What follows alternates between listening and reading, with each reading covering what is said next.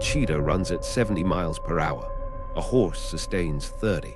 Even a house cat is 3 times faster than the average human. By every biological measure, humans are the worst runners on Earth. No speed, no claws, no fur. Just 2 fragile legs stumbling across a planet that left us behind. But here's what no textbook ever taught you. Somewhere in the African savanna, roughly 2 million years ago, our ancestors discovered a single ability. Not speed, not strength. That made them the most dangerous hunters in the history of life on Earth. And that one discovery is the reason you exist today. You have 10 minutes to hear something that will permanently change how you see your own body. Watch until the very end. Every piece of this matters. By the time this is over, you'll understand exactly why being the slowest runner on Earth turned humans into the greatest endurance hunters who ever walked this planet, and why that power is still living inside you right now. Let's start with the uncomfortable truth. A cheetah hits 70 miles per hour. A lion sustains 50, a wildebeest. One of the animals our ancestors once hunted runs 40 miles per hour for kilometers without slowing. And a house cat is 3 times faster than the average human. Usain Bolt, the fastest human in recorded history, peaked at roughly 27 miles per hour over 100 meters. He could not outrun a grizzly bear, a hippo, or a wild boar. Our closest genetic relatives. Chimpanzees, bonobos, gorillas, all faster. Every comparison is humiliating, but it goes deeper than raw speed. Humans are metabolically inefficient at high velocities. Our upright posture sends enormous ground reaction forces straight up through the spine on every foot strike. Our lungs work harder per kilometer than almost any comparable mammal. Our flat, wide feet generate too much ground contact. Everything about our body looks like a running catastrophe. And yet this species, fragile, slow, exposed, became the apex predator of a planet full of animals that could outrun us before breakfast. So how? The answer is hidden in our bones, and it begins with what looks like the most fundamental design flaw of all. Here's what's bizarre about the human skeleton. Everything looks completely wrong. Our spine is vertical. Every foot strike sends a shockwave directly upward through our entire frame. Our hips are wide and bowl-shaped, burning energy with every stride. Our arms swing at our sides, contributing almost nothing to forward momentum. Compare this to a horse, 4 legs acting as pistons, a spine flexing like a spring, an entire anatomy optimized purely for speed. We look like evolution gave up halfway, except it didn't. Look closer and something extraordinary appears. The arch of the human foot is not just structural support. It is a biological spring that stores kinetic energy on impact and releases it with each push-off. The Achilles tendon, the longest in your body, acts like a rubber band, recycling up to 35% of your energy per stride. And your gluteus maximus, your actual butt, is the largest muscle relative to body size of any primate alive. It does almost nothing when you walk, but the moment you run, it fires like a rocket. If that just shifted something in your understanding, hit like and subscribe, because the next facts are even more astonishing. There are layers to this story most people never reach. But what I'm about to tell you is not in most biology textbooks, and once you understand it, you'll never see sweating the same way again. Humans sweat more efficiently than any animal on Earth. We carry between 2 and 4 million sweat glands distributed across our entire body, more than any other species. Horses sweat. Dogs pant. Cats barely sweat at all. But humans have turned the act of sweating into a weapon of biological precision that no other creature can match. When you run, your body becomes a living, cooling engine. Here's the physics. Intense exercise generates massive heat inside muscle tissue. That heat must leave your body, or your organs begin to shut down. Most animals handle this by slowing down, panting, or stopping entirely. A cheetah can only maintain a full sprint for roughly 30 seconds before its brain temperature reaches critical levels and it abandons the chase.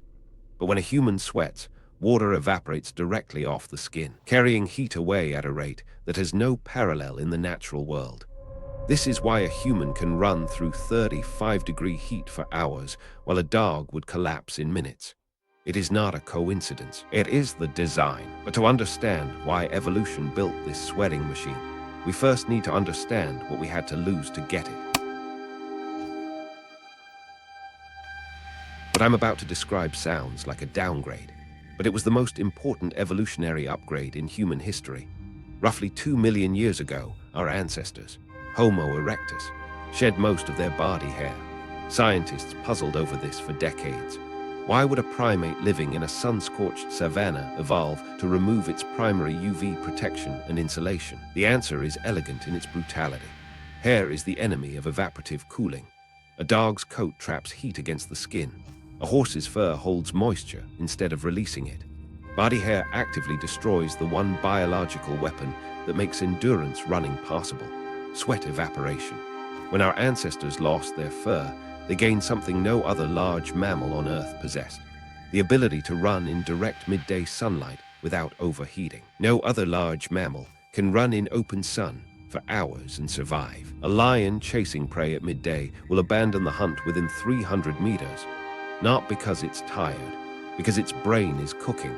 Our ancestors, hairless and streaming with sweat, could chase that same prey for 6 hours. Nothing in biology makes sense except in the light of evolution. Evolution had one directive here: build a hunter that cannot be outlasted. But to see what that actually looks like in practice, we need to witness the most extreme hunting technique ever documented. And this next one, this is the one that made anthropologists rethink everything they thought they knew about early humans.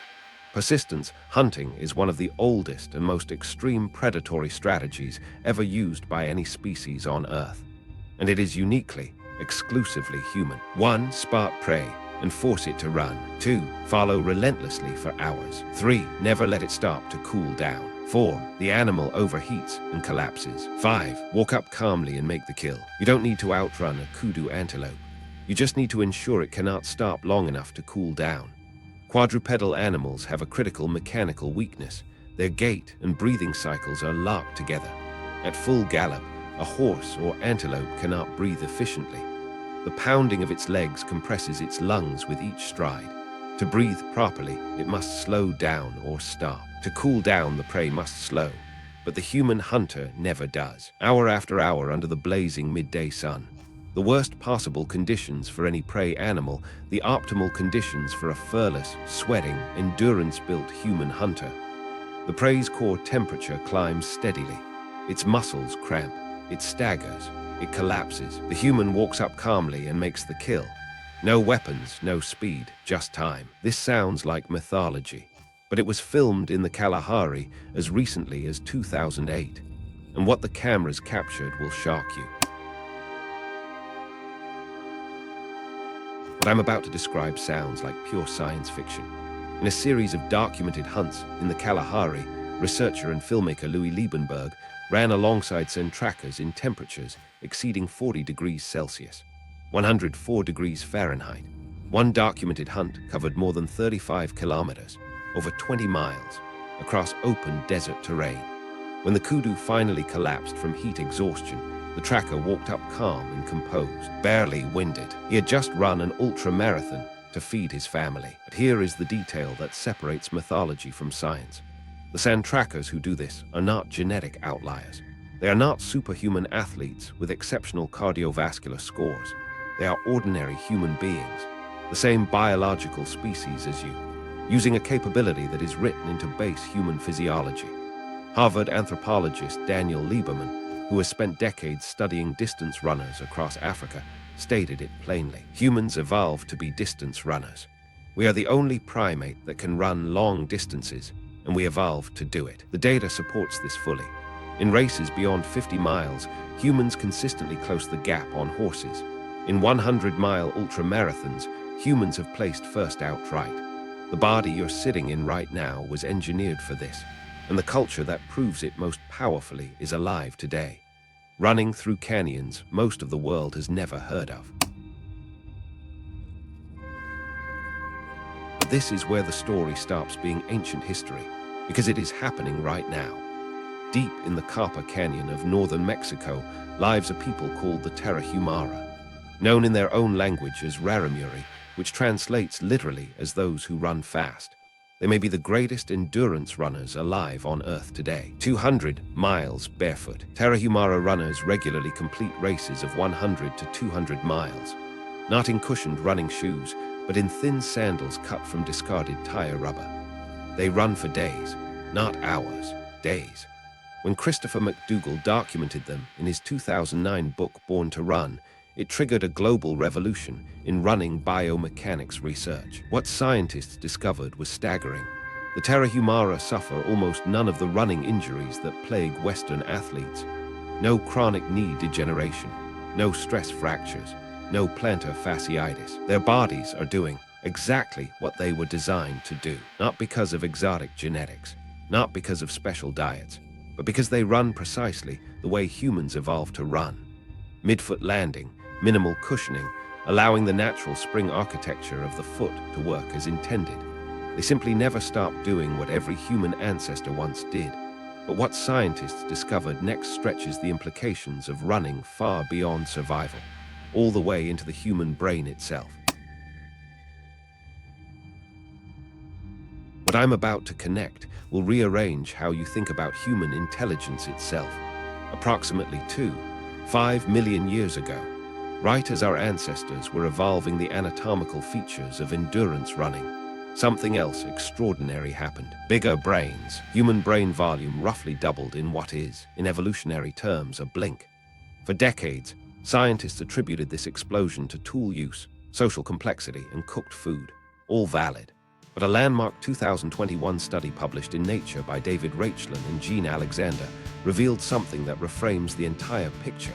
Aerobic exercise, running specifically, dramatically stimulates BDNF, brain-derived neurotrophic factor, a protein that builds and sustains neurons. Running literally grows your brain. In mice given running wheels, the hippocampus, the brain's memory and navigation center, showed measurably more new neurons than in sedentary mice.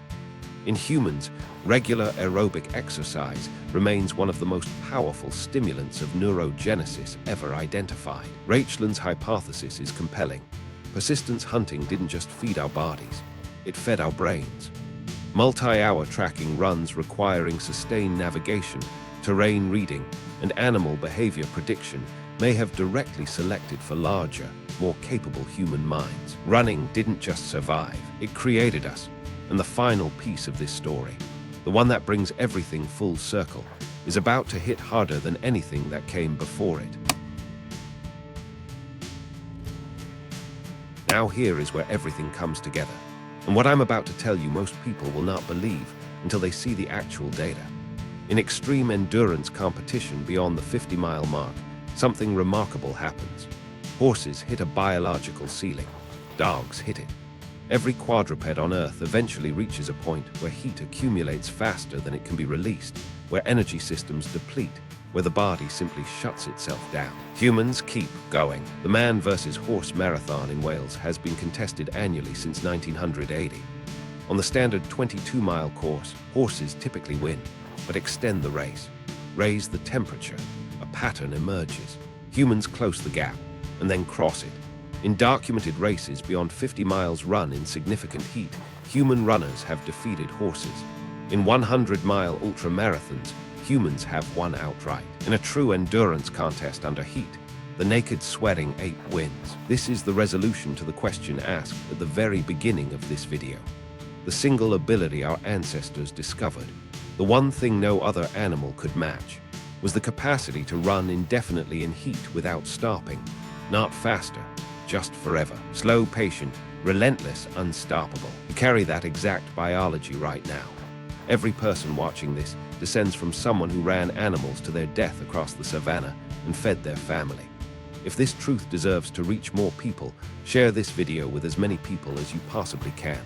Most go through life thinking their body is broken. This changes that.